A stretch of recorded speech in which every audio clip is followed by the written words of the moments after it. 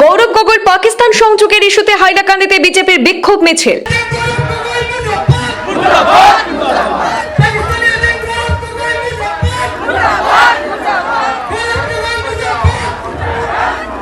মুখ্যমন্ত্রীর আজকের সংবাদ সম্মেলনের পর গৌরব গগৈর বিরুদ্ধে ওঠা পাকিস্তানের সংযোগের প্রসঙ্গে রাজ্যের বিভিন্ন স্থানে বিক্ষোভের সৃষ্টি হয়েছে।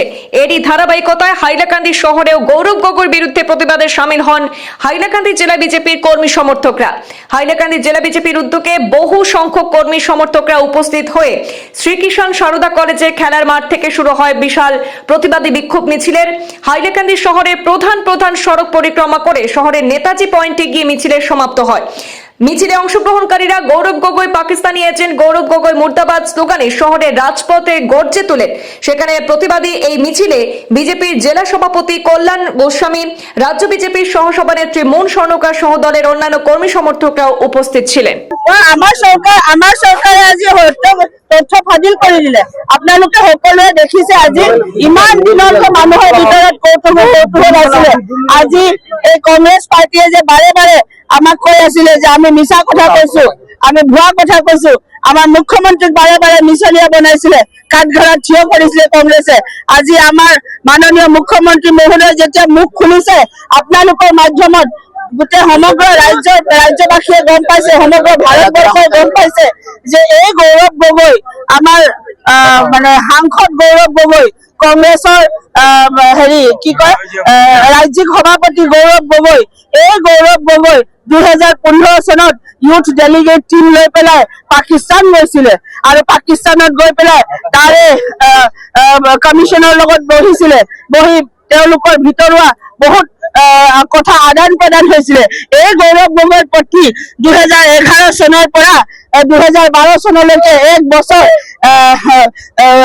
তেওঁলোকৰ পাকিস্তানী এটা কোম্পানীত এটা NGOত কাম কৰি আছিলে আৰু সেই কোম্পানীটোৰ মাধ্যমত তেওঁ তাত দৰমহা বহন কৰি আছিলে। তাৰ পাছত সেই কোম্পানীৰ যিজন CEO আছিলে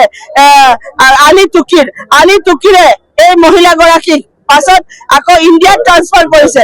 তেওঁলোকৰ যিটো কোম্পানী আছিলে এই কোম্পানীটোৰ NGOটোৰ মাধ্যমত এই গৰাকী মহিলাক এলিজাবেথ কলবাৰ্টক গৌৰৱ গগৈ সহধৰ্মিনীক ইণ্ডিয়াত ট্ৰান্সফাৰ কৰিলে। কিন্তু ইণ্ডিয়াত অহাৰ পাছতো এই মহিলাগৰাকী গৌৰৱ গগৈৰ সহধৰ্মিনীয়ে দৰমহা কিন্তু এই পাকিস্তানৰ পৰা এই আলী তুকিৰৰ পৰা দৰমহা লৈ আছিলে। গোটেই ভাৰতবৰ্ষৰ যিমান আমাৰ ভিতৰুৱা যিখিনি বিষয়বস্তু থাকে, যিখিনি নিৰাপত্তাৰ দেশ নিৰাপত্তাৰ বিষয়বস্তু থাকে, গোটেই বস্তুবোৰ এই মহিলাগৰাকীৰ মাধ্যমত পাকিস্তানলৈ ফাদিল কৰি আছিলে আলী তুকিৰৰ মাধ্যমত।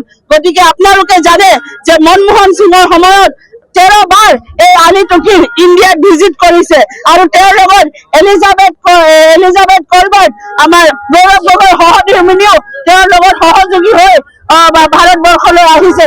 গতিকে এই গোটেই তথ্যবোৰ আজি ফাদিল হৈছে, আজি সত্য ৰাইজে গম পাইছে। আজি আমাৰ দেশৰ প্ৰতি ভাবুকি এই আলী তুকিৰ কোন হয়? এই আলী তুকিৰ বাৰে বাৰে কয় যে ভাৰতৰ ওপৰত, অসমৰ ওপৰত, নৰ্থ ইষ্টৰ ওপৰত বাংলাদেশ আৰু পাকিস্তানৰ সম্পূৰ্ণ অধিকাৰ আছে। তেনেকুৱা বক্তব্য সদায় এন্টি ইণ্ডিয়া থিংকিং মেন্টালিটি লৈ চলি থকা এই আলী তুকিৰক কিহৰ কাৰণে ইমান দিন তেওঁলোকে এই আলী তুকিৰৰ লগত ইমান মানে ক্লজ সম্পৰ্ক কিহৰ ভিত্তিত ৰাখিছিলে? এই গৌৰৱ গগৈ কোন হয়? এই গৌৰৱ গগৈ সাংসদ হয়, ভাৰতৰ পবিত্ৰ সংসদৰ এজন পাৰ্লিয়ামেণ্টাৰী এজন মেম্বাৰ হয়। তেওঁ ক'ত সাহস পালে? তেওঁ ভাৰতীয় সন্তান হৈ পেলাই ভাৰত বিৰোধী কাম কৰিবলৈ ক'ত সাহস পালে? কিয় নহ'ব? আজি আমাৰ মাননীয় মুখ্যমন্ত্ৰীয়ে কৈছে, আপোনালোকৰ মাধ্যমতে তেখেতে কৈছে যে আমি হোম ডিপাৰ্টমেণ্টক, চেণ্ট্ৰেল হোম ডিপাৰ্টমেণ্টক গোটেই তথ্য সমজাই দিছো আৰু চেণ্ট্ৰেল হোম ডিপাৰ্টমেণ্টক আমি আবেদন জনাইছো, আৰ্জি জনাইছো যে অতি সত্তৰ এলিজাবেথ কলবাৰ্টৰ ভাৰতীয় যিটো আছে সেইটো কেঞ্চেল হ'ব লাগে আৰু লগতে এই মানুহজনৰো ওপৰত বিহিত ব্যৱস্থা ল'ব লাগে। গতিকে সময় সাপেক্ষে আজিতো আপোনালোকে মানিলে ন সত্যটো কি হয়। গতিকে আজি জোৰ বলত ইয়াতে হাইলাকান্দিত আমি জিলা সভাপতি কল্যাণ গোস্বামী ডাঙৰীয়াৰ নেতৃত্বত আমি প্ৰতিবাদী কাৰ্যসূচী আজি সম্পূৰ্ণ কৰিলো গৌৰৱ গগৈৰ বিৰুদ্ধে, কংগ্ৰেছৰ বিৰুদ্ধে। আগন্তুক দিনত আৰু যিখিনি কাৰ্যসূচী আহিব এই সংক্ৰান্তত সেইখিনিও আমি সাব্যস্ত কৰিম। আৰু আজি আপোনালোকৰ মাধ্যমত কৈছো, ৰাইজক আবেদন জনাইছো যে আমি বাংলাদেশ হব নিদিও ভাৰতবৰ্ষক, আমি বাংলাদেশ হব নিদিও অসমক। তাৰ কাৰণে ৰাইজ সচেতন হওক, ৰাইজ সজাগ হওক আৰু ৰাইজ ওলাই আহক মাৰ বান্ধি এই গৌৰৱ গগৈৰ বিৰুদ্ধে, এই কংগ্ৰেছৰ বিৰুদ্ধে। আপোনালোকে জানে ইতিহাস সাক্ষী আছে, দেশ যেতিয়া বিভাজন হৈছে কংগ্ৰেছৰ কাৰণে হৈছে। এবাৰ জৱাহৰলাল নেহৰুৱে পাকিস্তান বনালে, এবাৰ ইন্দিৰা গান্ধীয়ে বাংলাদেশ বনালে, এতিয়া এই গৌৰৱ গগৈয়ে আকৌ ভাৰতক খণ্ডিত কৰিবলৈ অপচেষ্টা কৰিছিলে।